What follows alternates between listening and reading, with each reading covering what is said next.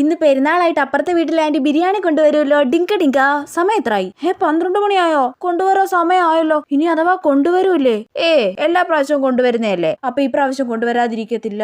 പക്ഷെ ആ മീൻകാരൻ ഞാൻ പുറത്തിറങ്ങുന്നതിന് മുന്നേ സ്പീഡിൽ ഓൺ അടിച്ചിട്ട് പോയി, ഇല്ലെങ്കിൽ കുറച്ച് മീൻ വാങ്ങിക്കായിരുന്നു. അയ്യേ, ഇന്ന് ബിരിയാണി കിട്ടുമ്പോ പിന്നെന്തിനാ മീൻ? അപ്പൊ ഇന്ന് ബിരിയാണി വരൂല്ലേ? അമ്മ അതിനെ കുറിച്ചൊന്നും പറയുന്നില്ലല്ലോ. ഒച്ച സാമ്പാർ ആകട്ടെ. എടി, ചോറ് കഴിക്കത്തില്ലേ നീ? അയ്യേ, എനിക്കൊന്നും വേണ്ട സാമ്പാറും തേങ്ങയൊന്നും. ഞാനിന്ന് ബിരിയാണി മാത്രം കഴിക്കും. പോ.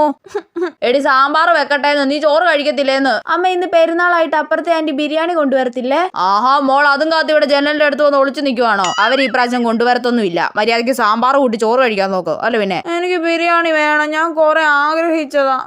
മിണ്ടാതിരിക്കോച്ചേ. അതെ, അപ്പുറത്തെ വീട്ടിലെ ആന്റി വരുന്നുണ്ട്. അയ്യോ, ജനലിന്റെ അടുത്തൊന്ന് മാറി നിൽക്കാം. ചേച്ചി, നീതുമോൾ അകത്തെവിടെ ആണെന്ന് തോന്നുന്നു. ആന്റിയെ കാത്ത് ജനലിന്റെ അടുത്തൊന്ന് ഒളിച്ചു നിൽക്കുവല്ലോ. ആ, വരുവാണേ. വേഗം പോയി ബിരിയാണി വാങ്ങിക്കാമേ, ചുമ്മാ ഷോ കാണിക്കാതെ. അല്ല പിന്നെ.